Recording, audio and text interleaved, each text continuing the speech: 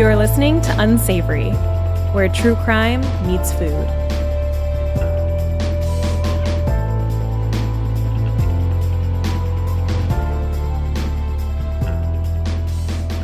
Welcome back to Unsavory. I'm Sarah. And I'm Becca. How are you this morning? I'm doing well. I'm a little bit tired. I found a dog last night. You found a dog? Yes. Is it okay? Yes. Tell me more. I was driving home I was doing some work at a coffee shop, and then I was driving home. Yeah. And I thought I saw a wolf crossing the street. Oh my God, or a coyote in Toronto. Yes, There's so many coyotes. So I turned my car around, and I drove slowly past looking out because I was nervous. It was really close to our house, and I was like, maybe we shouldn't let Rosie out. And it was just this cute, fluffy golden retriever. And so I coaxed it back to our house, and we did end up finding the owner, which was great. Aw. Was it nervous? No. I made Dan come, and he brought a bunch of treats, and she was super chill. She was just out for a casual walk. Yeah. She wasn't stressed out. I actually thought she was deaf at first because she was so scattered all over the place and wasn't listening to me. But I think that she had just escaped, and so she was just high on life. Do you know her name? Ruby. Ruby. She was so I cute. love that name. I know. That's awesome. Good for you. You're a hero. I like to think of myself saving that dogs. way. Yes.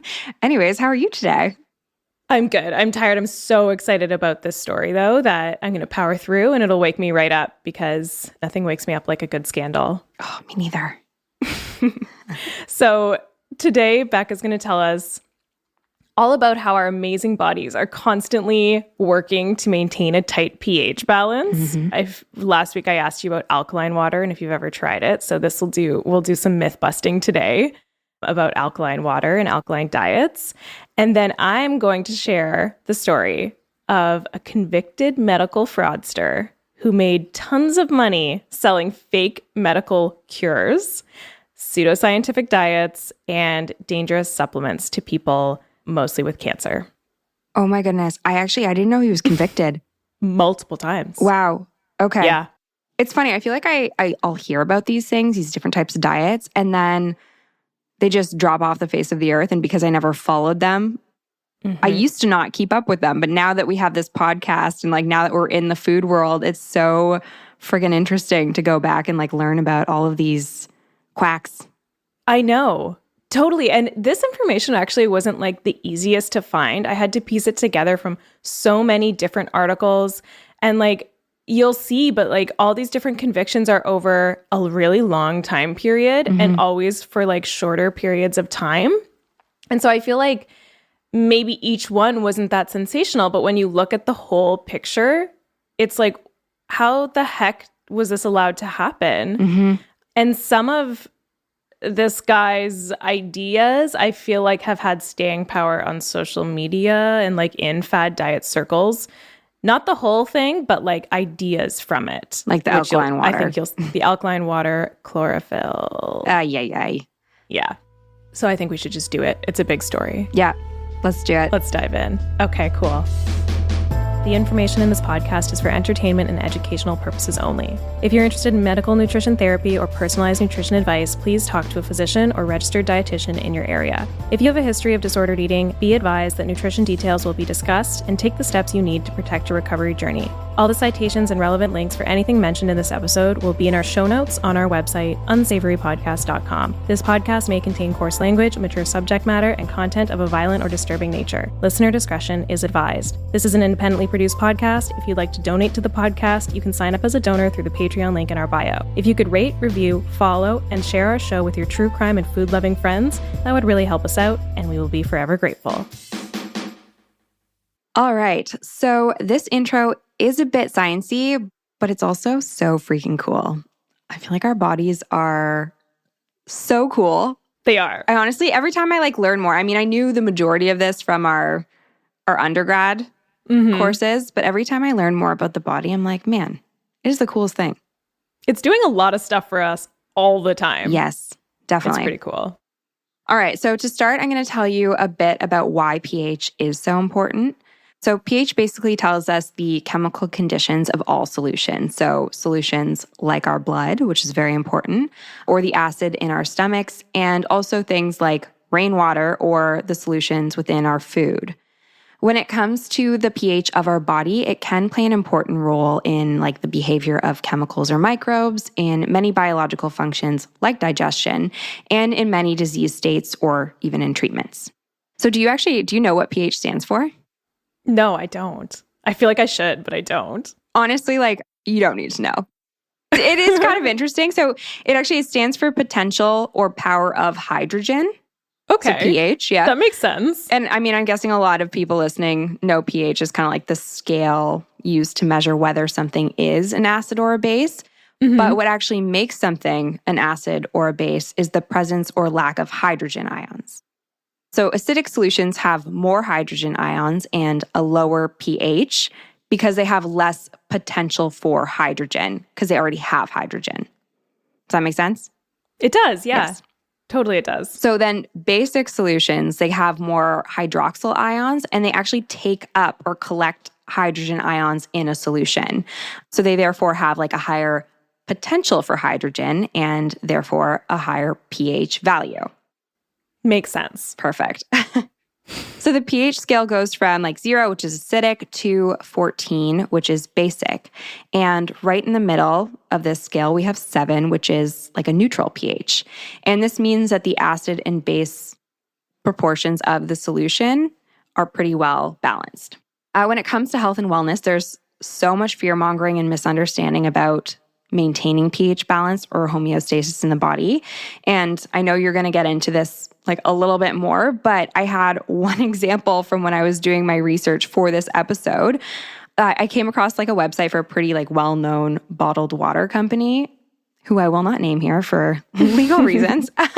But on their website, they make such a ridiculous claim. So their website basically states, when we drink liquids that are too acidic or too alkaline, which is basically another word for basic, it can disrupt the body's delicate balance, which can lead to the development of bacteria, viruses, fungi, yeasts, and parasites.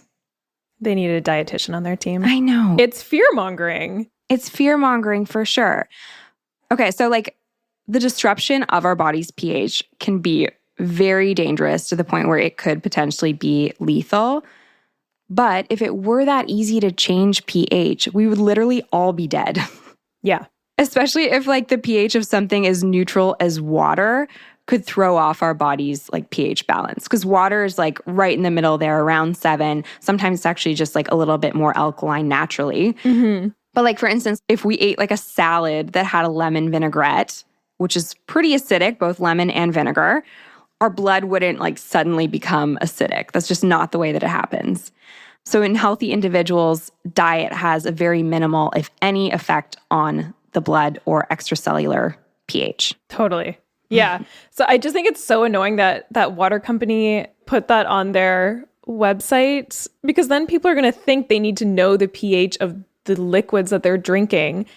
And they just don't. I know. It's creating worry where there's quite literally no need to worry. What's worse is, I can't even remember what I looked at, but it was something very basic.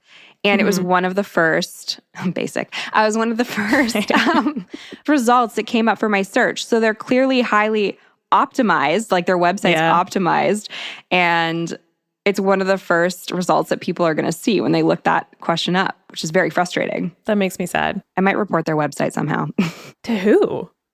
Google? I don't know. Okay, cool. Let me know how that goes. Okay, so our blood actually maintains a pH between 7.36 and 7.44. So it's fairly regulated between that range, and it's fairly neutral. And the body does basically anything and everything it can to keep it around this range by using the functionality of both the kidneys and the lungs. So the kidneys balance the pH in the blood by reabsorbing what are called bicarbonate ions from our urine and putting them back into our blood to neutralize any excess acid, and by getting rid of any hydrogen ions in our blood through our urine. So we pee them out. So basically it has like those two functions mainly. Our blood pH remains consistent like throughout the day, but our urine can become more acidic as the kidneys help maintain this balance.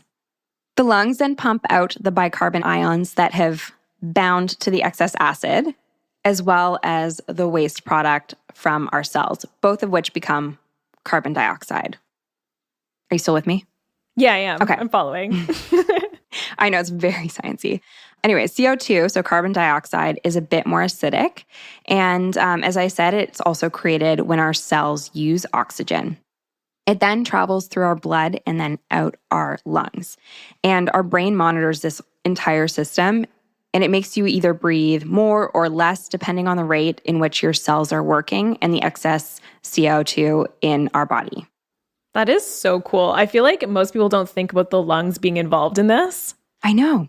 And it's constant. It's so cool. I know. Like, our bodies are quite literally built to like maintain this balance or like homeostasis. Yeah. And you wouldn't notice like if your breathing rate slightly increased or decreased to keep that pH. Like, it's probably so subtle. I know.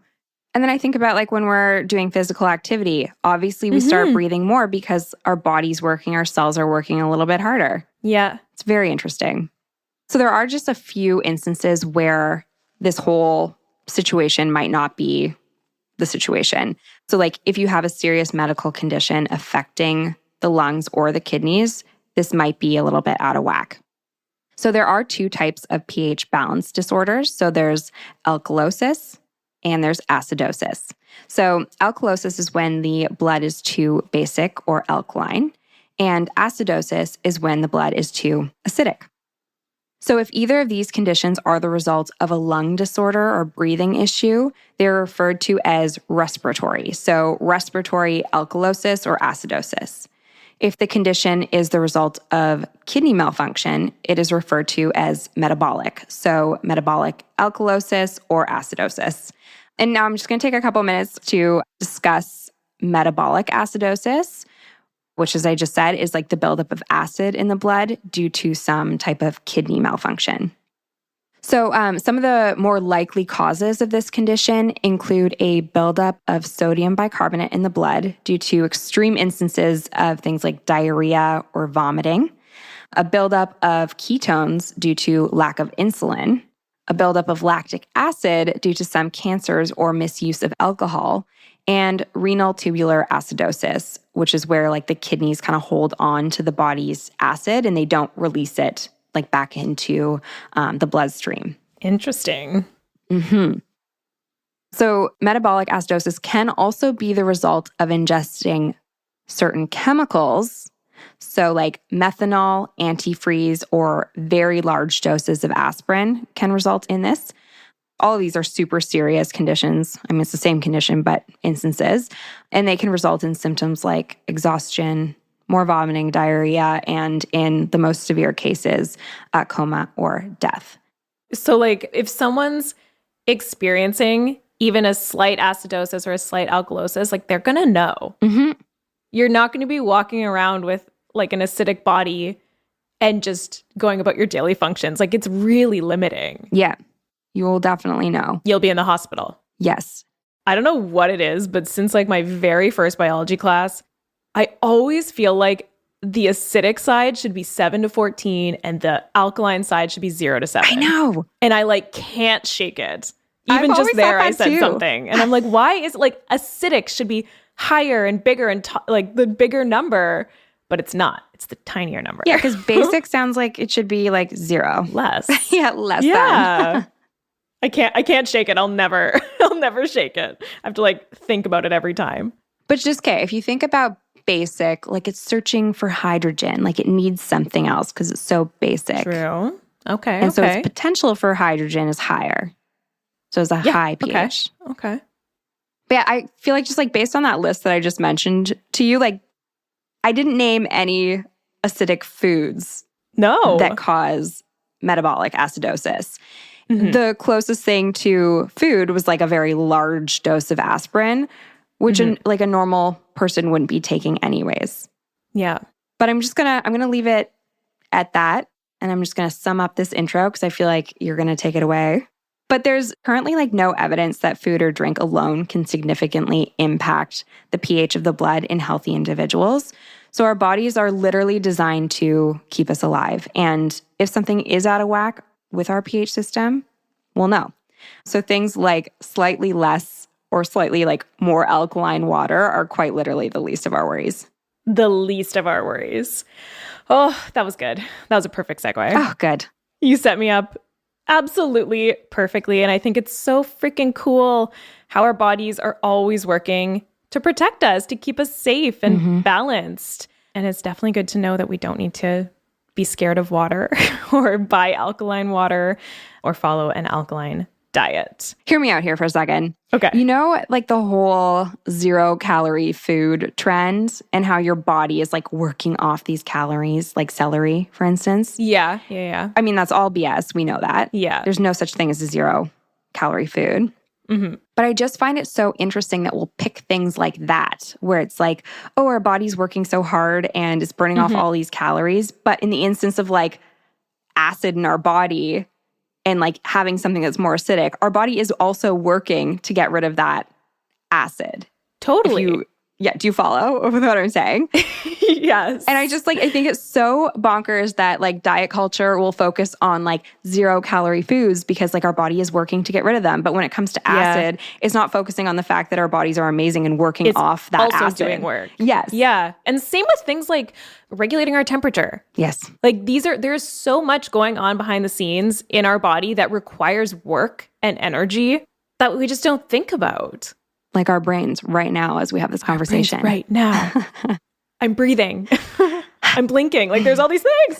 I'm blinking. Like there's all these things. There's all these things. There's all these things. Okay.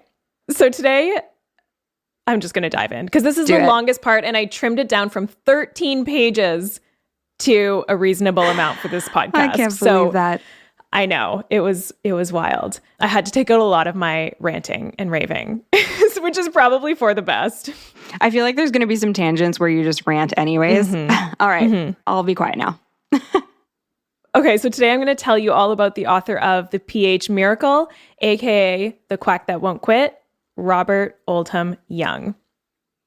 So my main sources for this episode were the case report from Don Cali versus Robert O. Young from the Court of Appeal, 4th Appellate District Division, 1 state of California, and then also Robert Young's website and Facebook pages. And then I used a bunch of news articles that, of course, you can find listed in the show notes.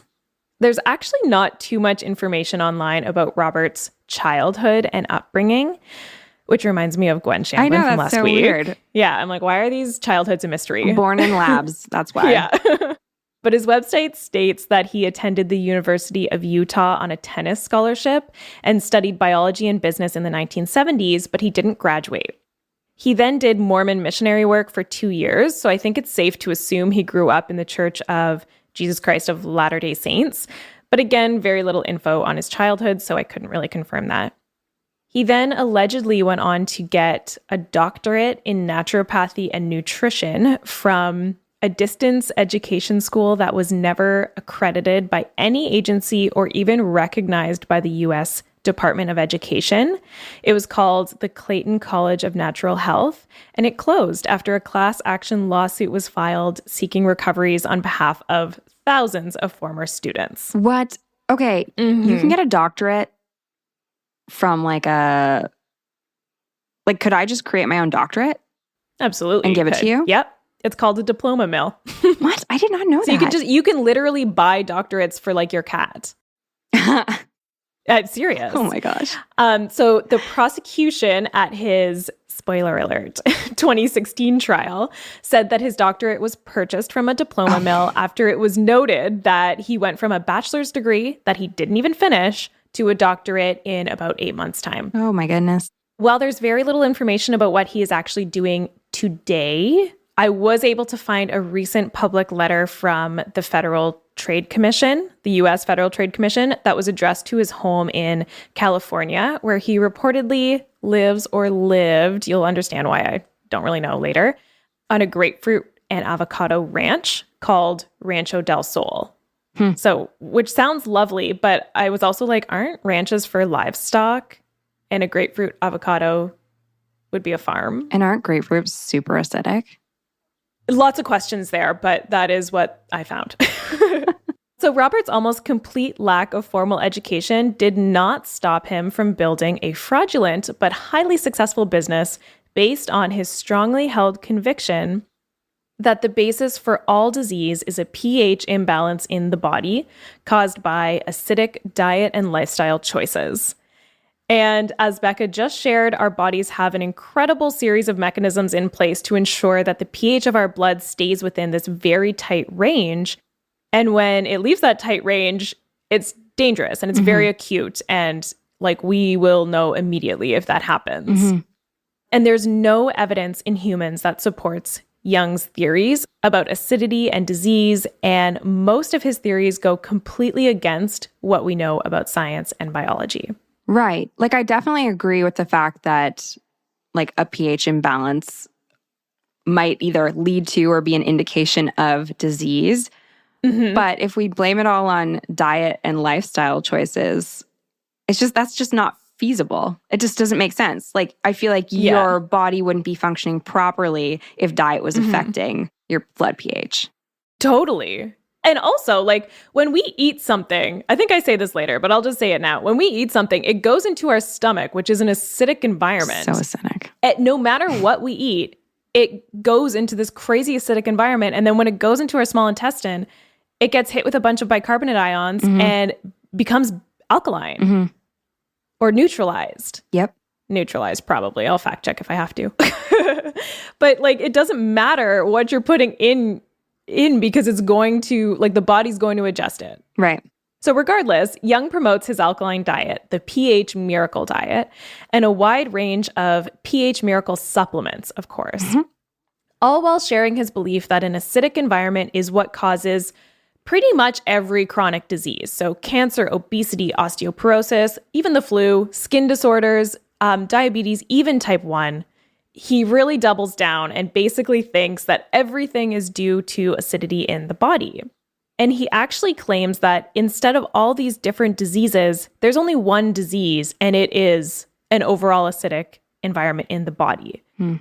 And the only cure is an alkaline diet and the supplements, which he shares in his book, The pH Miracle, and then all the subsequent versions, The pH Miracle for Diabetes, The pH Miracle for Weight Loss, and The pH Miracle Revised. Oh my gosh. Do you get into the weight loss one? I'm curious to know his theory around that. Yeah. Tiny bit. Overall, the books recommend a low-stress lifestyle, high water content, and a high chlorophyll plant-based diet. So far, I can get behind those things. Yeah, same. Yes to self-care, yes to hydration, yes to plant-based foods. But that's pretty much where the good stuff ends. Turns out the alkaline diet is actually an extremely strict cleansing program. This is giving me such way down vibes. Major way down vibes.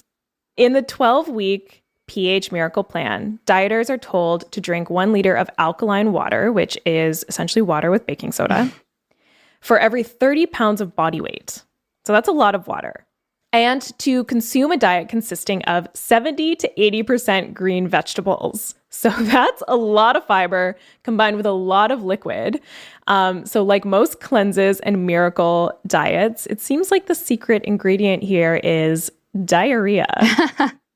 The diet starts off with at least a 2 to 3 week liquid cleanse based on whatever your weight loss and health goals are, combined with a pretty serious supplement regime, which includes pH drops, powdered greens, and an herbal bowel cleanser.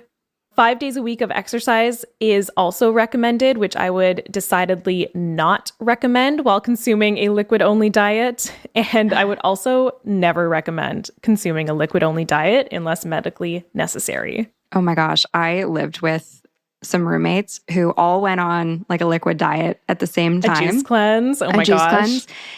I didn't do it. They all did it. It was the most miserable household for, I think it was 3 days. So snappy, like passive aggressive. They were like, they're all hangry. They were cheating by like having broth. Oh my gosh. Because you weren't allowed to have like broth. It was just these juices that you obviously had to purchase, which is such a red flag and are expensive. Yeah. And they would cheat by like having chicken broth. That's so sad. I know. But at the time, like I also like didn't know any better. I just like didn't want to join in on that. Oh my goodness. It sounds miserable. Honestly, a juice cleanse sounds like the hardest thing ever. Truly. Okay, so according to a critical review of the pH Miracle Diet by the American Dietetics Association, it's based on the author's theory that shifting the body to a more alkaline pH will cause excess fat to melt away and make it easier to build lean muscle with, no mechanisms or plausible explanation. Just that's what it says. And the ultimate goal is to replace unhealthy acidic blood cells with all new cells for optimal health. Young also recommends abstaining from acidic foods. So sugar, red meat, shellfish, eggs, dairy, processed and refined foods, certain fruits, grains, artificial sweeteners, alcohol, coffee, chocolate, and soda. Because he believes such foods overload the body with acidity. And while some of these foods might be more acidic when they're outside of the body, the only real concern with acidity would possibly be with your teeth. Like Becca shared earlier, like everything passes through the acidic environment in the stomach and becomes acidic. And then we also have the lungs and the kidneys, and everything in the body is doing its work. And then the contents are neutralized when they pass into the small intestine. The only other thing I could think of is heartburn, which I get when I eat grapefruit. You too? Aw. Yeah. I love it so much. And I go through phases like maybe once a year where I'll be like, grapefruit all day, every day. I'll have like half a grapefruit a day. And then I won't eat it again for a year because I get like a slight burst of heartburn. Yeah. Aw. Now, looking at the diet as a whole, and just trying to be nice for a second before I like tear this guy apart, I think it's fair to say that a lot of people could eat more vegetables. And we know that cutting back on, ultra processed foods, added sugar, trans and saturated fats, and increasing your intake of lean proteins, fiber, vitamins, minerals, that's a pretty well documented good idea. Anyone really with a copy of Canada's Food Guide could tell you that. But beyond that, all the miraculous benefits that Young claims occur when you follow an alkaline diet are completely unsubstantiated. And frankly, the liquid fasting sounds like pure torture to me. The multiple supplements that are recommended would definitely be pretty pricey as well. And shocker, they're offered through Young's website, where he sells all sorts of unregulated products, such as the Liquid Lightning Alkaline Mineral Salt Clay, which claims it can, quote, heal your skin and body. On sale now for $88. Oh my gosh. It's literally dirt. It's clay. And that can heal your skin and body? Like, that's so non-specific. Heal them of what? Everything? Everything. And just your whole body. From toenails to your heart. Like, everything. It'll just heal it. Would it heal my split ends? Yes, probably. I need a haircut so it's part bad. of your body. So before we get into the scandal, I need to give you a verbal tour of his website. I put the link there if you want to go to it. And I cut this part down a lot. I literally could have filled an entire hour going like line by line and debunking. So are you there? Yeah, I'm already disappointed. The text over the images, I can't even read it. Not accessible. Yeah, that's true. Okay, so when you first go to the website, I thought it looked okay. And I was thinking that like in comparison to the other Quacks websites we've been to, like the Breatharian websites were like from the 80s and like just so odd looking. And this one I was like, okay, like it's a decent, blog template. Okay, I take back what I said because I expanded my view and the text was not over the image anymore. So I think that it just shifts as you kind of compress the screen. So it's probably not very mobile friendly. True. But that's just my 2 cents. Perfect. Okay, so I thought it was, clean. It uses a fairly accessible font. There's pictures of fruit and vegetables. But right in the center is this heading that says, The New Biology. Alkaline Living with Robert O. Young, MSc, DSc, PhD, naturopathic practitioner. Can you just imagine the colossal amount of audacity you'd have to claim that you, a guy with no science background or education at all, have discovered a new biology? Like, the science of life that encompasses medicine, ecology, botany, physiology, genetics, evolution, like all of the things. And this guy just prints off a couple of fake degrees and is like, sorry, science, I've got a new biology for you. I just like, it's so, anyways, okay. It's intense. It's too much. Also, like, what do these letters stand for?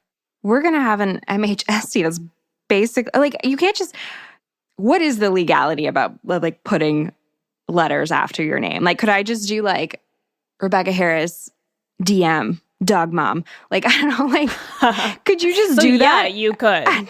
Yes. So we can fact check this because I actually don't know if you can legally put PhD because I'm not even, like, I've finished my Master's of Health Science, but I haven't graduated yet. And so I can't use MHSC. I put it, like another C in brackets to show that I'm a candidate. And I don't think it's illegal, but it's like really frowned upon. It is illegal to pose as an MD, like as a doctor, like a physician. That's illegal for sure. Or a registered dietitian. It's illegal to pose as one if you're not one. But I think with something like naturopathic practitioner, because it's not a traditional healthcare profession, it's not illegal to put naturopathic practitioner like that, even though he's not one. Right. He's not even a naturopathic practitioner. So there are some acronyms that are protected. I'm sure like registered nurse or RN is probably one of them too. So yeah. Yeah. Okay, so continue scrolling down on the homepage. You'll find a picture of Robert next to some testimonies. Okay, so the first testimony. Dr. Young may be on the threshold of a new biology whose principle, if proven, could revolutionize the biology and medicine worlds, by Neil Solomon, MD, PhD, former head of research for Johns Hopkins University. So I read that and I was like, what? Like the former head of research of Johns Hopkins surely has a good understanding of research and biology. Why is he endorsing this claim? It definitely, I was like, if I didn't know what I was doing here, or like if I wasn't reading this with a critical eye, I would just be like, whoa, pretty legit. Yeah. So I quickly Googled Neil Solomon, and the first headline that pops up is Solomon's patients, trust betrayed, lives ruined as other doubts arise about his ethics and medical practices, the rise and fall of Dr. Neil Solomon in the Baltimore Sun from 1993. So I quickly learn, I know, that this guy was discredited and lost his medical license nearly 30 years ago for abusing his position of power to take sexual advantage of multiple female patients. And now I'm down this huge wormhole. I'm like yelling because I was so like, what, when I found this? This guy, Neil Solomon, also built his career off diet books and became famous for his unfounded beliefs that cigarette smoking and obesity were actually allergies and could be treated by neutralizing the allergy, which is like illogical and just wrong. And that's all I'm going to say because I'm getting heated again. And I think he'd be a great candidate for another episode. Oh my gosh. I'm writing his name down. I have chills right now. I cannot. Oh God. Why do people like this have to exist? We've been on his website for 2 seconds. And like, this is already the things that have come up. It's like so mind-blowing to me. And is he still going by MD? So no, he lost his medical license almost 30 years ago, but Robert O. Young has him on his website as MD. MD, like, PhD. I don't actually think Neil Solomon, there's like no updated information. As far as I know, he lost his license and didn't practice again. Oh my gosh. Oh yeah. I Googled him. Yeah. Jeez, there's Louise. Not a ton of like good info because it happened so long ago, like before the internet was even a thing. But I bet we could do a full episode on him. Likely. Oh my goodness. This is bad. Okay. Anyway, sorry. Yeah, so we've barely landed on the homepage of his website. So far, he's claimed to have a whole new biology. And he's also got this quote from a completely discredited and predatory person. And like I said, it bothers me that no one would really like know this at first glance. The only reason I Googled it is because we have this commitment to doing the best research possible for this podcast. But if I was just a regular person and I Googled it and got on this website, I don't think I would have a lot of immediate red flags, which kind of shows that he's a decent fraudster. Yeah, decent fraudster. He's good at it. Yeah, unfortunately. So next on our website tour, we have a little bit from his bio. So over the past 2.5 decades, Robert O. Young has been widely recognized as one of the top research scientists in the world. Throughout his career, his research has been focused at the cellular level. Having specialized in cellular nutrition, Dr. Young has devoted his life to researching the true causes of, quote, disease, unquote, subsequently developing the new biology trademarked, which he trademarked, to help people balance their life. So just quickly, I'm going to debunk in point form. Robert is absolutely not one of the top research scientists in the world. He does not have a specialty in cellular nutrition or any science or nutrition education at all. He is not a doctor or naturopathic practitioner. Diseases are real and don't need to be put in quotes. And of course, the trademarked new biology is so hilariously delusional that I'm I can barely comment. I'm so speechless. Oh my gosh. It's like saying you have a new math. Yeah. What does that mean? Do you have a new division, new subtraction, new fraction, new calculus? That you can't just say there's a new math. Yeah, you can't just say right. there's a new bio. It's so broad and also so foundational to our understanding of life. My first degree was biology. That's why I'm fired up. I'm no. I mean, we're both now scientists, technically, nutritional scientists. So yeah, this is frustrating for sure. Yeah. I don't even know what to comment at this point because I'm just a little bit mad. One more thing. Okay. One more thing from his homepage, and then we're done with this roast of the website. So he claims, quote, "There is only one instrument in the human body that digests food, and that instrument is your teeth," end quote. So apparently Young doesn't believe that the tongue, saliva, esophagus, stomach, pancreas, liver, gallbladder, small intestine, large intestine, microbiome, and all the digestive enzymes play any role in digestion. It's just the teeth. That would literally mean that our feces would look like what we ate. Yeah. I'm sorry. That's so annoying. Yeah. If it was just the teeth involved, you would literally chew your food and then open your mouth and just fully digested feces would come out.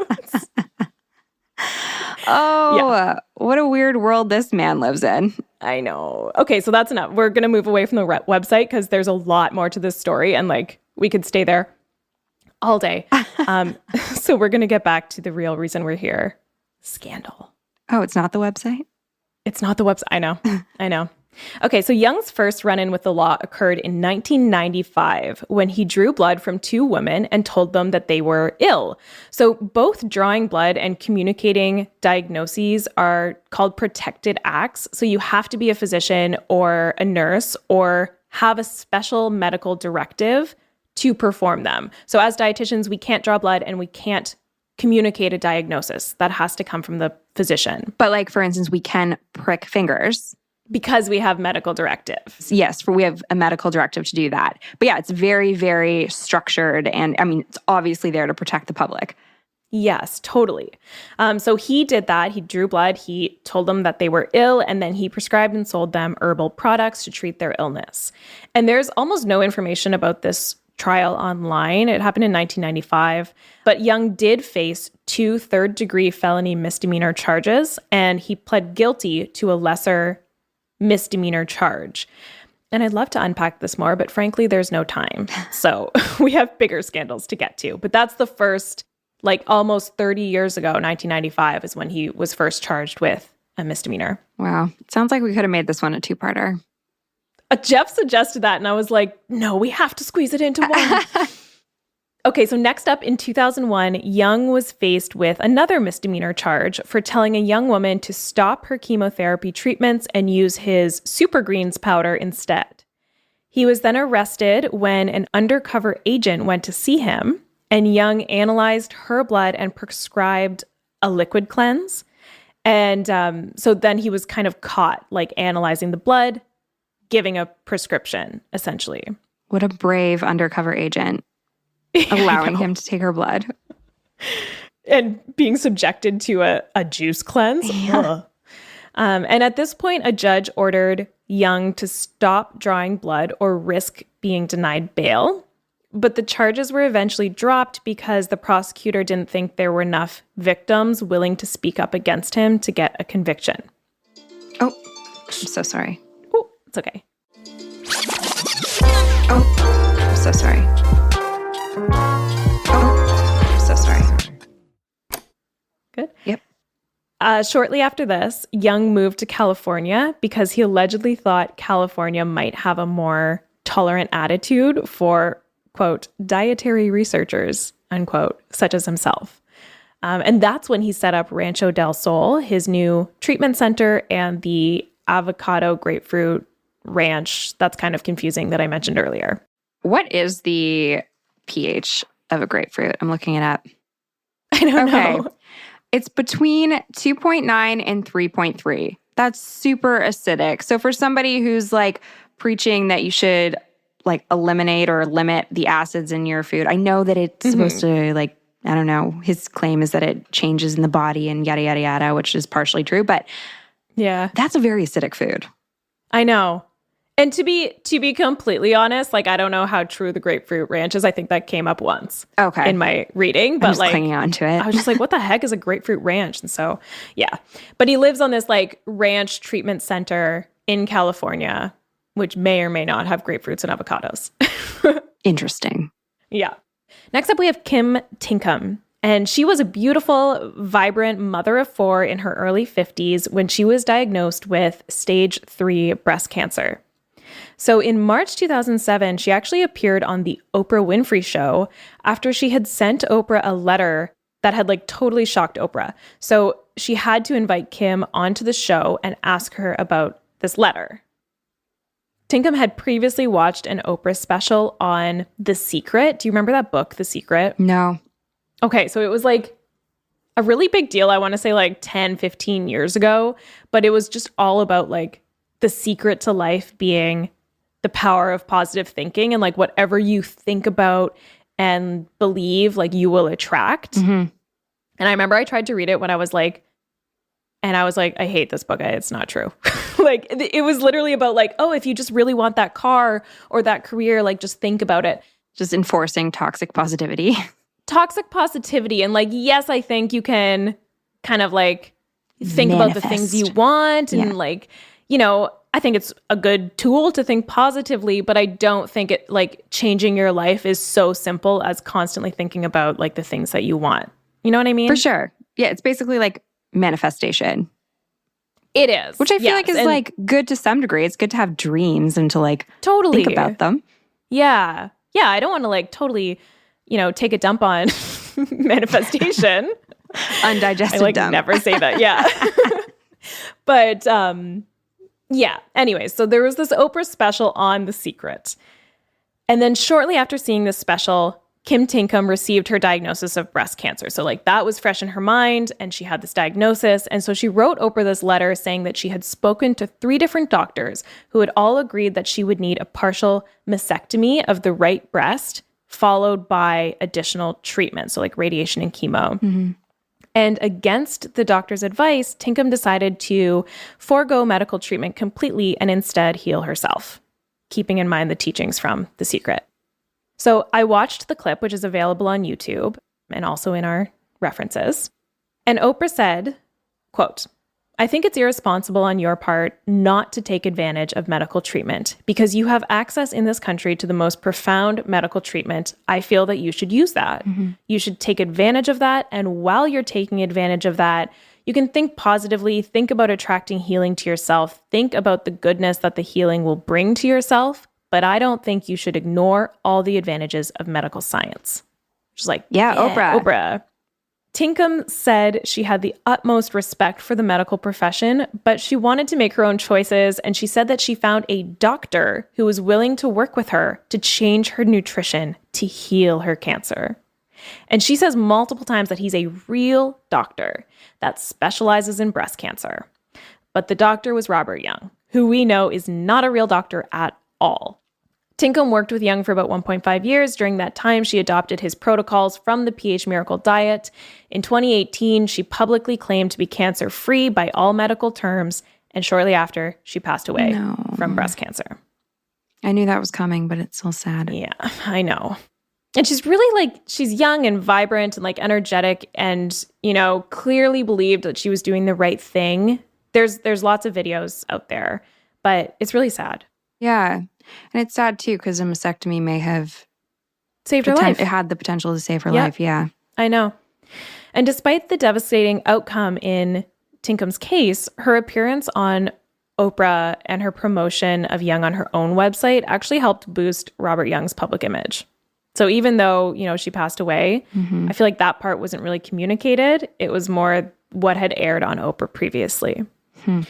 So the most twisted part, in my opinion, is that Robert Young still has a video of her on his YouTube channel, published in 2020.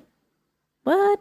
In which Kim is happy and healthy looking and talking all about how Robert told her to put baking soda in her water to help bring up her pH. Wait, so 2020, so 12 years after she passes away, he's using her as a spokesperson for his nonsense. She passed away in 2010, so after that, but about 10 years after, and it was recently published on his YouTube channel. Why is he allowed to have a YouTube channel? I don't know, but it's a full hour. I didn't watch the full thing. It's a full hour of them just chatting. So it's Robert and his wife and then Kim Tinkham, and they're just having a conversation about the positive aspects of working with Robert, basically. And he tells her how, her dry skin and her muscle soreness is due to all this acid in her body seeping into her connective tissues and muscles. And the video kind of makes it look like Robert is healing her, which we know he isn't because she passed away. Oh my gosh. It's really it's, what's the word? It's just so fraudulent that he still has that up there, and disrespectful that he still has that up there advertising his services, even though it's all a lie. Yeah. So moving right along, in January 2014, Young and 2 associates were arrested and charged with multiple counts of conspiring to practice medicine without a license. The press release stated that Young had accepted patients, including some who were terminally ill, and started administering IV treatments, which again would be a protected medical act that you need a medical license to perform. And in this case, Young was actually convicted of 2 counts of practicing medicine without a license. So again, just there's not too much about this, but this was a state investigation into what he was doing. And he was charged with 2 counts of practicing medicine without a license. Oh my God. Okay? Yeah. This is 2014. And just so you know, we haven't even gotten to the big case yet. That's coming next. I'm noticing we're about halfway through your notes. We're about halfway through. I know. This is already so mind-blowing. So during this trial, Young had to publicly declare, I, Robert O. Young, declare freely and voluntarily under penalty of perjury that I do not have any post-high school educational degrees from any accredited schools. I am not a microbiologist. I am not a hematologist. I am not a medical doctor. I am not a naturopathic doctor. I am not a trained scientist. But remember, this is the quack that won't quit. And that didn't stop Young from getting slapped with another lawsuit. And this one is the biggest one of all. And it's kind of confusing. I just want to clarify. But this story that I'm going to tell right now actually starts before that last charge. Okay. And so that last charge, by the state, was kind of in the middle of this other lawsuit unfolding. Okay. So it happened over the course of 7 or 8 years. So next we have Don Cali. And this research from here on out is largely from the Don Cali versus Robert O. Young court documents that I mentioned earlier. So any quotes for the rest of this story are from that specific court document. Okay, so Don Cali was a lovely young mother who discovered a lump in her left breast in 2007. Cali underwent a lumpectomy of what was a stage 1 cancer at the time. And her surgeon told her that she would likely need further treatment to prevent the cancer from returning, which upset Cali and prompted her to seek alternative treatments. She sought advice from Justin Smith, a former student of Young's, who analyzed her blood and told her that her blood was, quote, dirty, needed cleansing, and told her that her blood was acidic and she needed to follow Young's strict protocol of 12 weeks of liquid food, blended, pureed, and juiced, no sugar, no fruit, no dairy, no meat, mostly just greens, avocado, cucumber, and tomato. Pretty sure tomato is also acidic, FYI. Yep. He also recommended that she visit Young's ranch, where he treated patients so that she could purchase some supplements. At this point, Callie believed that she was cancer-free after the surgery and just needed to clean out her blood and get healthier. So she had this huge scare, had the surgery, and was just like, I need to get on track, and was probably drawn to this whole revolutionary diet change and plus all these, bogus claims. But I can see, after a scare, she's a young mother. I can see why she's drawn into this, right? Mm-hmm. So Callie saw Schmidt 3 times between 2007 and 2008. Each time he reassured her that she was getting healthier and improving and just needed to be more strict about juicing and taking her supplements. In 2009, Callie decided to go to the ranch and take Young's $10,000 course on microscopy. Oh my God. With the additional cost of a $7,000 microscope. What? Why? Yeah. This guy's not even a scientist. I know. In my huge rant that I had to delete, I also critiqued his Facebook page and some of the claims on there. And there was this post from 2012 that had this bogus video that showed literally nothing, but it was a microscope video, allegedly showing one of his theories of a red blood cell turning into a bacteria. He also believes that your red blood cells just turn into bacteria, which doesn't happen. Doesn't happen at all. Bacteria can travel in the blood. You can get a blood infection, but your red blood cells don't just turn into bacteria. But he had this microscope video. He claimed it was of that. I'm not even convinced it was actually of red blood cells, period, because there was no pigment on the screen unless you put a black and white filter over it for aesthetics. But when you usually look at blood under a microscope, it would be pigmented red. Yeah. Anyways, and he had this whole rant. And then at the end, he was like, sign up for my classes, $800 a class, or the full course, $10,000, just advertising. $10,000. $10,000. I know. Oh my gosh, that's an university education. Well, maybe a year and a half of university. Year and a half of university. Okay, so during one of these classes, Young analyzed Callie's blood in front of all the other students and shared that her blood looked bad as he saw cancer markers in it. And these cancer markers keep coming up in Young's claims and teachings, but as far as I could find, he'd never specified what the markers were. And there are markers, but he just always refers to cancer markers. And he has this mystical level of 100. So if your cancer markers are less than 100, you're fine. That's what he would say. Jeez. Callie testified that this experience in front of the class left her feeling devastated and terrified. Shortly after that class, Callie did feel a small lump in her left breast. At the time, she believed it was her fault that the cancer had returned because she hadn't been able to adhere 100% to the pH miracle diet. She also believed that having surgery to remove the cancer in 2007 might have actually caused the return of her cancer based on what Young was teaching her. So what kind of bullshit lies and explanations was he feeding her when she's in this vulnerable state? Right. Callie ended up paying Young $150 for just a 10-minute call to discuss the lump, during which Young reiterated his theories on cancer, telling Callie that, quote, cancer was a liquid, not a cell, end quote, and that the tumor was the, quote, solution to the problem, and that removing the tumor would only cause further problems, end quote. What? Yeah. Young's recommendation, Callie should adhere 100% to the pH miracle diet. Despite Young's advice, Callie did consult with her original surgeon, who informed Callie that the lump was suspicious, but it was still stage 1. So Callie doubled down and decided to go all in on Young's pH miracle program. I think she made the wrong choice. Me too. In February 2010, Callie learned she was pregnant, and she found that it was difficult to follow Young's program of a liquid diet while also growing a human. Oh my God. No. Yes, I know. The baby's okay. Okay. Yeah, just so we don't, just to not stress you out. Okay, you're probably going to get into this, but if he recommended a liquid diet for pregnant women, I'm going to lose my cool. Despite knowing that Callie was 4 months pregnant, Young insisted she stay on the liquid diet. I hate this guy. And Callie followed his advice.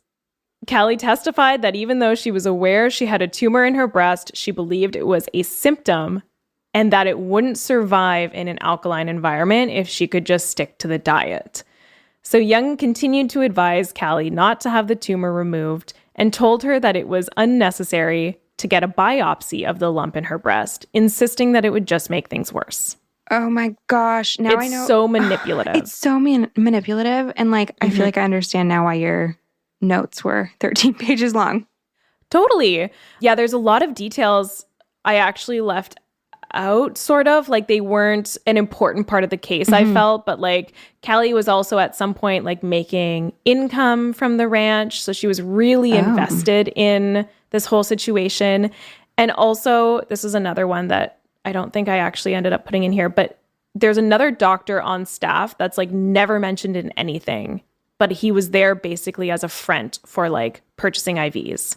Like an actual doctor. An actual doctor, like on the docket. And he was named in the lawsuit, but he wasn't a part of the story. Oh. So I don't really understand how he fit in. Yeah, it was tricky. Anyways, tons and tons and tons of details here. And I trimmed them as best I could. Okay, so in January 2012, Callie had blood work ordered by her surgeon that showed her cancer markers were up. And according to Callie, Young advised her that the numbers don't really matter because they were still below that certain threshold of 100, that magical threshold. And once again, encouraged her to follow his program even more strictly. So he's always like putting it on her, like, you're just not being strict enough. And at this point, Callie did believe that if she could follow his program more diligently, it would cure her cancer, but she did opt to have the lump removed surgically in April 2012. So about 2 weeks after that surgery, Callie traveled back to Young's center and told him about the surgery. And he told Callie that she was in really bad shape. She needed IVs in order to saturate her blood and tissues using sodium bicarbonate, aka baking soda. What? Yeah. So Young gives her a PICC line, which is the IV that goes right to the central veins near your heart. I actually nobody can see my face right now, but I'm frozen. Speechless. I know. And that's definitely not something that can be performed by an unqualified individual. Like, you have to be a nurse or a doctor. You have to be trained to insert that. So shortly after, Callie found 3 small lumps in her lymph nodes. She decided she needed some accountability to Young's program so she could stick to it even more strictly. And so she began to keep a diary.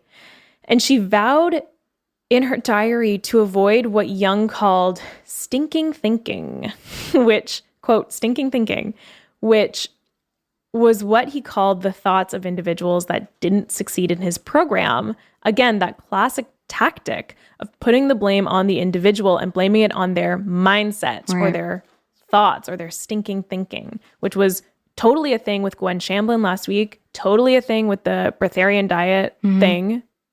It's never your thoughts. It's always the program. It's not the best fit for you or anyone.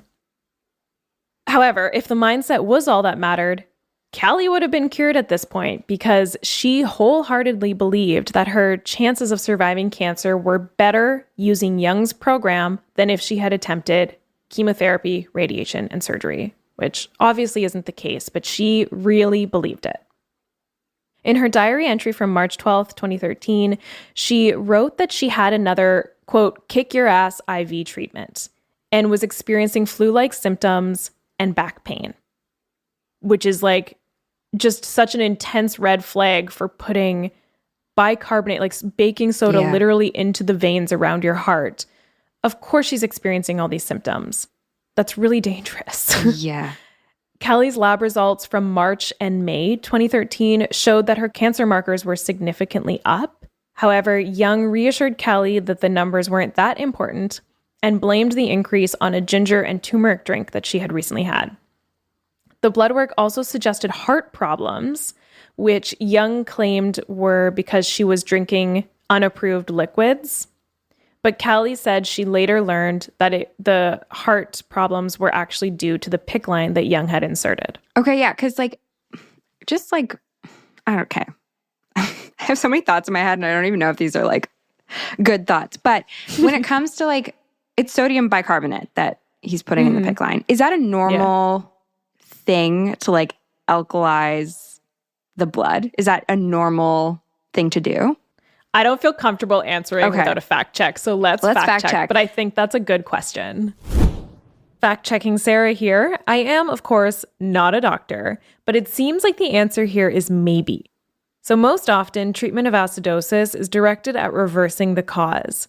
In metabolic acidosis, treatment may be needed to control diabetes with insulin or to remove the toxic substance from the blood in cases of poisoning. In respiratory acidosis, treatment would focus on improving the function of the lungs, so drugs that open the airways might be used to help breathing. In cases of severe acidosis, bicarbonate might be given intravenously. However, bicarbonate provides only temporary relief and may cause more harm than good by overloading the body with sodium and water. And so it's considered a last resort. Again, I'm not a doctor. Callie left the center in July 2013 and decided to save some money and use her insurance to seek medical advice. Good. Which I know. I love that money, like saving some money was like the motivation here. She's like, I'm tapped out at this ranch. So she consulted with an oncologist, Dr. Garrett Smith, and received a PET scan that showed her cancer had progressed and she now had stage 4 cancer that had metastasized to her spine, femur, chest, and lymph nodes. Oh, gosh. While still in the doctor's office, Callie called Young, and finally, Young told her to follow the doctor's advice. At this point where it's too late, essentially. In October 2013, Callie saw a post that Young had put on the internet. It showed 2 PET scans that Callie had sent him, showing her cancer in remission after treatment with Dr. Smith. But Young was using the images to claim that the pH Miracle diet had put her into remission. No. Yes. So she received treatment, like medical treatment, and then he used these images that she sent him. I know. It's bad. So I did kind of find them online. So there was like this old WordPress site that belonged to Dr. Young, and I saw the post where the images used to be, but like, you know, when an image disappears and it's just like that little tiny, so like, but the captions were still there. Oh my goodness. Yeah. So, just fraud on fraud on fraud. This guy's on fraud. a criminal. I know. Callie did eventually lose faith in Young when he was arrested in January 2014. So that's that trial I told you about earlier. Shortly thereafter, an investigator from the San Diego District Attorney's Office contacted her, but at first she was unwilling to cooperate. It wasn't until the DA's office contacted her again in November 2015 that Callie decided to appear as a witness in the criminal case against Young. And as a result of this trial, that's where Callie testified that she learned that his doctorates were just done online in an 8-month period and that he was actually not a doctor. So, like, I can't 100% confirm this, but it seems to me like she genuinely didn't know that he wasn't a doctor until the trial. It makes me a little sad too that like maybe she wasn't like transparent or expressing this to her like the actual medical professionals involved in her treatment, but it makes me sad that like nobody along the way told her either. Yeah. Well, okay, this is another part that I cut out, but she had an aunt that had breast cancer who was extremely anti-medicine. Okay. And same with, I believe, her mom or her grandmother, but definitely this aunt were like putting tons of pressure on her not to go with the medical system, huge distrust. And so there was like that whole piece too. And so I feel like she was just averse to medical treatment like from the get-go. Yeah. And so probably didn't even share all this with her doctor or even go to the doctor very much. Yeah. I get that there are people out there that don't believe in medicine or science, but like it's like our best guess as to what's going to work for you. That's quite literally what science and medicine is like it's researched. It's like your best chance based on so many tests and things like that. Like I feel like people make it like political. They make it, I don't know, they make it personal. But really it's just like a series of tests that have worked for people. I know. Is what science is. So when people like don't believe in it, it just blows my mind. Well, I also think people don't really understand what it means when they say like, oh, I don't trust medicine or I don't like believe in medicine. It's like they almost say it kind of flippantly, like, oh, I don't take the public transit. Like it's like a choice, but it's like it's more than just I don't even know how to explain what I want to say, but like it's an institution. It's built over centuries and centuries of trial and error. Like everyone wants to heal you. That's the point of the medical system. For sure. No one's trying to trick you or con you or like pump you full of big pharma. Like everyone becomes a healthcare practitioner, at least in Canada, because I'm saying that because like it's less privatized. Yeah. So there's less like intense money, even though you would still make pretty good money. It's not filled with cons. There's nothing to distrust. It's evidence-based best option. Yeah. Like if Dr. Young had actually been a doctor, there's no way he would have gotten away with this for as long as he did. Like if he was actually working in a hospital or something like that. And I think that's what pisses me off. Yeah. Like how the frick could a guy, like he could get away with this for years and years and years and years, but if an actual doctor did it, medical license pulled, put in jail. Yeah. Straight immediately. to jail. Yeah. Yeah. Okay. Although he would have been able to put a PICC line in, probably. Yeah, I know. I'm actually surprised that he it seems like there weren't any infections fatalities. Or yeah, and I can't believe that because of his PICC lines or anything. Okay, so Callie said, quote, "There was no research, there were no testimonials, and the people that came forward to say that they had been cured, I think it was one, didn't have anything from a medical doctor following up to say that they no longer had cancer." So basically, she's saying how she was duped as she realizes it in retrospect. Callie's oncologist testified that there is no scientific evidence that an alkaline diet has any effectiveness against cancer, and that the stage 1 breast cancer that Callie had been initially diagnosed with had a very high cure rate, 90%. Whereas the stage 4 cancer that she had at the time of the trial was incurable. And at this point, the goal of treatment was not to cure, but to keep her alive with a good quality life as long as possible. That is so unfortunate. Yeah. So during the investigation, the center, the ranch, was searched and 351 patient files were obtained. Of those files, 81 were cancer patients. And the lead investigator, James Clark, testified that based on the number of death certificates, 12 to 15 people had died. But of course, that doesn't actually mean too much. That doesn't mean they died specifically because of his care. It's a correlation, not a causation. Yes, exactly. Young denied being Callie's doctor, treating her, or ever diagnosing her. Wow. I know. Even though he had her scans and was putting them on the internet. That's probably why he took them down. Yeah, I know. I bet. Oh my God, though, to not even have the thoroughness to delete the title of the image. Oh God, this guy. I know.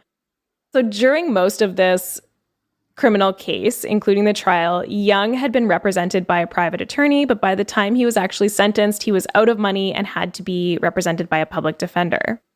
After deliberating just 3 hours, the jury awarded Callie $1 million for medical expenses, $89.5 million for past and future pain and suffering. Wow. And the jury hit Young with an additional $15 million in punitive damages for a total of $105 million. Okay, what year was this? This was 2018. 2018. Wow, really recently. Yeah, pretty recent. $105 million. Mm-hmm. How does somebody that's broke, I know. How are they ever going to pay that? I've never understood that about lawsuits. What? So if you get slapped with a huge lawsuit and you just have no money, nobody gets anything? I think that you are indebted to them, you owe them that money. But I feel if you don't have money, how are you ever going to pay that money? Totally. I know. Yeah. Good question. We should ask a lawyer. Liam here, Unsavory superfan and also civil litigator. Sarah asked a good question, which was whether the plaintiff gets anything if it wins a lawsuit, but the defendant is impecunious, meaning has no money to pay the judgment. So the plaintiffs aren't always out of options for enforcing their judgments when a defendant has a bank account, which is net zero. If the defendant has assets like real property or even personal property like cars or equipment, then the plaintiff can obtain a writ of seizure and sale, which can allow the plaintiff to effectively seize and then sell those assets and have the returns. Which is cool because it also kind of involves the court's sheriff, which is very Wild West. Or if the defendant is a corporate defendant without money or assets, the plaintiff can try and force their judgment against the individual directors or officers personally, meaning against their assets, if they intentionally have judgment-proof the company to avoid paying the judgment, or if they were bad apples. Sorry, it's a dietetics podcast. I couldn't help myself. Or lastly, a plaintiff can garnish wages, which is also an excellent word for this podcast. They can garnish wages or existing debts owed to the defendant, meaning if a third party owes the defendant money, then the plaintiff can jump the line and force the third party to pay it instead of the defendant. At the time of Robert's sentencing in 2018, Rancho del Sol was up for sale, that's the ranch, and treatments were no longer being provided at his property. So I tried to find where Robert Young is today. I don't really know, which I'm sorry. I wish I had a better answer, but I think he might still be in prison because he was sentenced to 3 years, 8 months in like mid-2017, early 2018. But I couldn't find any definitive answers about like if he served his full sentence or if he'd been released or anything like that. However, I did find a letter from the USA Federal Trade Commission dated September 2020, in which the FTC orders Robert Young to remove unsubstantiated claims for COVID prevention and treatment being made on his website, including, quote, true immune protection against the fake COVID-19 comes from the green plants, trees, and grasses, and specifically the green chlorophyll molecule. The green chlorophyll? The green, like opposed to, I know. Chlorophyll green? Yes. Isn't it? Yes. Isn't it? I think. Yeah. I think it is. Yes. Sorry. That's just, I know. And it's a full 6-page letter that calls out all his bullshit. It's publicly available online. It's a nice PDF. I've linked it in our show notes, of course. But I checked his website and all the anti-vax rhetoric is still all there. Like he didn't take anything down. It's under the scientific posts section of his website. So whether he's in jail or not, he is still quacking away. Yeah, if he is still in jail, they need to take away his internet privileges. I know. The good news is that he doesn't show up on the first page of Google. It seems like they've like buried him. And there are, unfortunately, many more victims of Robert Young, including British Army officer Naima Hooter Mohammed, who Young told in an email, "I'm sorry to hear that you've been in pain for the past 3 weeks. As I've told you before, pain is acid, and acid is pain." I just liked that quote. I had to put it in. Unfortunately, not all victims received justice from being victims of fraud at the hands of Robert Young. And so I wanted to just quickly wrap up this episode and this crazy story by coming back to this point that we talk about so often, it feels like, on this podcast. And that's the reason that smart, vibrant people, most often women, are so frequently drawn into these like miracle cures and alternative natural medicines. And it kind of boils down to feeling not properly supported by the medical system. So, there are plenty of valid intergenerational reasons for distrusting the medical system, like racist, sexist, weight bias, dismissive, or even humiliating experiences that might cause someone to avoid traditional healthcare altogether. But the solution isn't foregoing medical treatment. And that's why I think it's so important. I'm a registered dietitian in healthcare. You are so close to being a registered dietitian. And I think we can play a big role in patient advocacy and healthcare reform. And even if I look back on like our education and what I know of medical school education here in Canada, patient-centered care is like at the forefront of training now. And I don't think that has always been the case. So I do hope things are changing because we can't keep losing people to quacks. I agree. And I feel like, when I first got into the program, like the nutrition program, I didn't really know where I wanted to go with it. But I feel like now my path is very clear. And it is more so helping women specifically. Yes. Yeah. And I agree. Like, I do feel like we have this idea of patient-centered care, but I feel like a lot of the time, because our medical system is so busy, it's so busy. There's too much to do and too few medical professionals that I feel like even if you have the most amazing family doctor or surgeon or what have you, they might simply not have the capacity to advocate for you. And like, I just feel like it even goes back to you telling us your story about the cyst and everything. Like, you do have to advocate for yourself, but also try to find people who will advocate for you. It's, oh gosh, The story was very frustrating. Story's really frustrating. And like, I have beyond the utmost respect for physicians. I think, the people who become physicians are great, like wonderful, top tier people trying to help other people. And like, I personally, even just, talking about my experience that I shared on the podcast last week, like I love my family doctor. I felt like she listened to me. She took me seriously. She referred me ASAP. But the system is so overwhelmed and busy. Yeah. Like I couldn't get in anywhere until it was almost too late. And that's not any one doctor's fault. It's just an overburdened system. For sure. And so like when I first moved to Toronto, I wasn't able to get a family doctor. I was living downtown. It's still tough.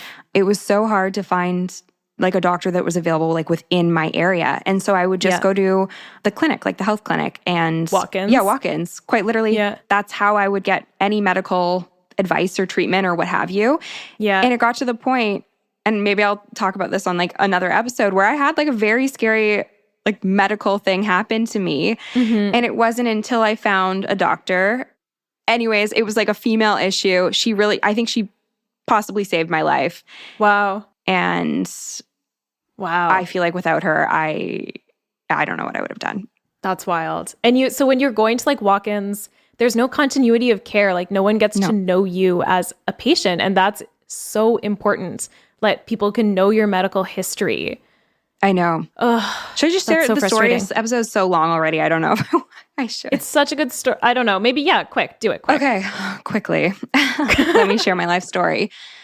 Ever since I was, I think, 18, I started having these aura migraines where I would have like spots in my vision, and it would happen quite frequently, like maybe once a week to like once a month. Like it was a pretty common occurrence, and they're awful. They're so I've had terrible. Only a handful. You've had them too. Only when I was like 13 to 16, I had like 3 of them, but I still remember like they were awful. Oh yeah. I'd be out for an hour, almost like clockwork. It was almost exactly an hour every time. But when I would experience these, the first time I experienced them, I went to the emergency because I thought I was having a stroke.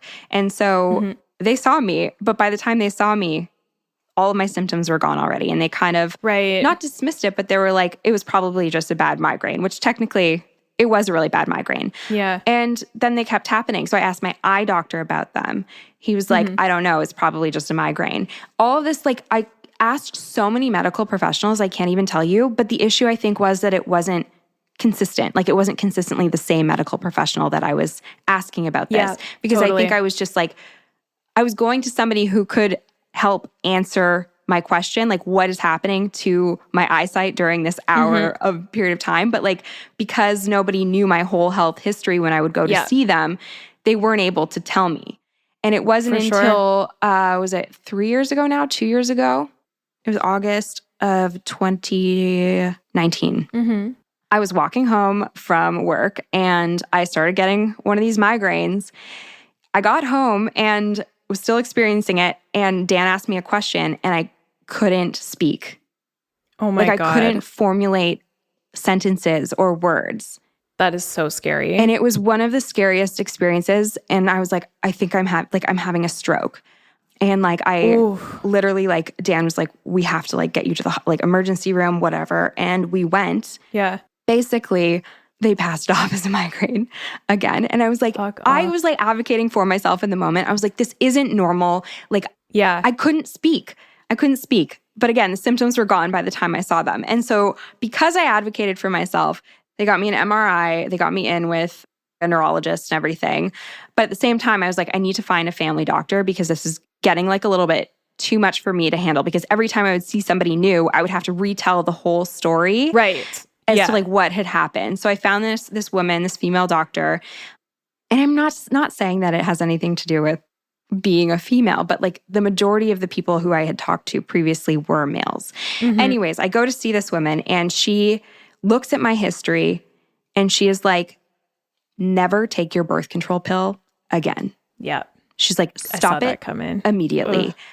And what's so messed up is that I started birth control for cramps when I was 16 years old. The migraine started when I was 18 years old. From 18 until I was about, I guess, 28, 29 years old, nobody told me that my body was being affected by estrogen, which was then causing these migraines. And there's like some scientific research that has been done, estrogen with people who experience aura migraines and stroke. Yeah. So when I went to go and get my MRI, I asked if you could see a TIA, which is basically a small stroke in the brain. They said that you can't. You can only really see like an actual stroke. So it is possible, not 100%, but it's possible that I had a small stroke because I was on estrogen-based birth control. And this is kind of, I guess, a PSA too. Like if you experience aura migraines and you are on an estrogen, not a progesterone-based birth control pill, but an estrogen-based birth control pill, go see your doctor like immediately. Anyways, Totally. Rant over. Okay, and I just need to, no, rant not over. We're on it. We're doing it because this is really important. And it's funny, I guess. Definitely not the right word. So I had these migraines with an aura around the time, like I remember my first was in grade 8. So my guess it's around puberty time for me. I want to say 3 or 4, and they were bad, similar to you. And I was never told by my family doctor that I could never go on estrogen birth control. So I only ever had progesterone birth control. And that's like, I had that family doctor there who was aware of that research and steered me away from the estrogen birth control. So I never went on it. Now, I am certainly not anti-birth control, and it can work really well for like so many people. And I'm also not a neurologist, but I know that the research in this area is like a little bit shaky. So I did have the option like 2 or 3 years ago to go on the estrogen birth control pill if I wanted to, because I hadn't had a migraine in so long. Right. And so there is like a lot of gray area, I would say. But still, like just talk to your doctor about it. Ask if you're having these migraines with an aura. I'm pretty sure, and these numbers are like literally just out of my butt, but there's always a slightly increased risk of stroke on birth control, estrogen birth control. It's like an increase of like 0.06% or especially if you smoke. Especially if you smoke. And then if you have the aura migraines, which we don't, FYI. And if you have the aura migraines, it's like goes from like, let's say 0.6 to like 2%. Yeah. So it's an increase. It's still a small chance, but it's an increased chance. Yes. So talk to your doctor, talk to your neurologist, get a referral to a neurologist. Yeah. If you're having those migraines. Yeah. And I guess to sum up this whole section, like I'm so thankful that I had that doctor who was finally able to tell me what was causing these migraines. Whereas I feel like, not that I was failed by the medical system up until that point, but it was overlooked. Like what I was coming in, like my problem was overlooked because they couldn't see the whole medical history. And I just feel like find people you trust, do some research on them. I have done research on my doctor. Yeah. I know where she's worked before. I've like prepped her. Just do research on who you're working with. Make sure you trust them and make sure they're advocating for you. And if they think that they're the only person who can help you, they're not the right person. They have to be referring you out to specialists who specialize in other areas in order to be trusted. Team approach. That's a really good point. If anyone is saying that they're the only one, that's a massive red flag. There's been so many red flags in this episode. Red flag number 2, if they try to sell you things. Yes. Red flag number 3, if they steer you away from the medical profession. Yeah, that was a really good point. Great PSA. I just wish patient advocacy wasn't like built into the system. Like it's such a necessary piece. Yeah.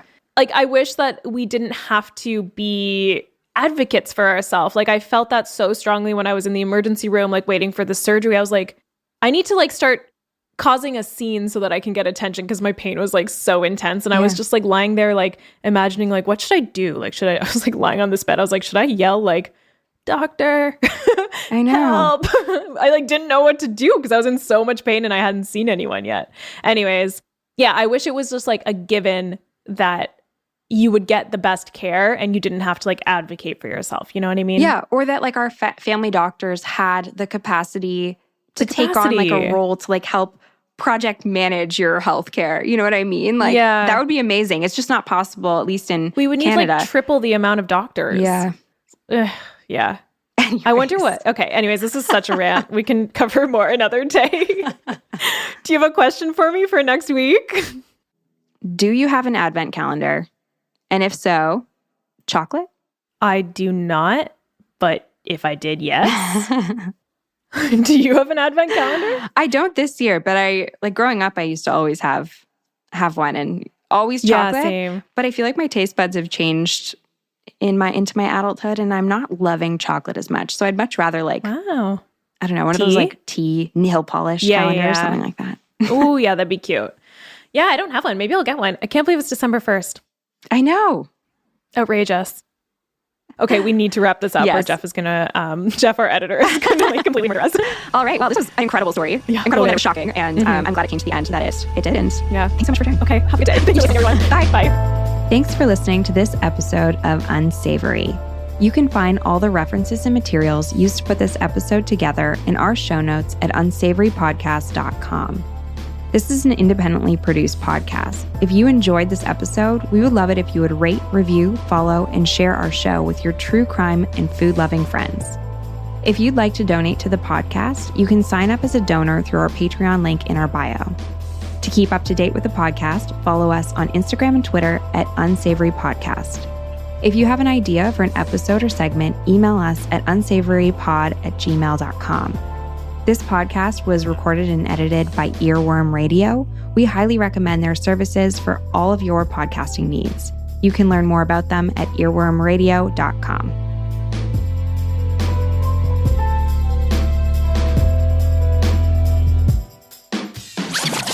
Literally just out of my butt.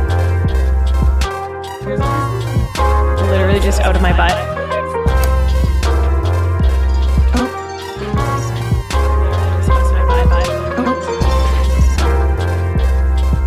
What if they were bad at us?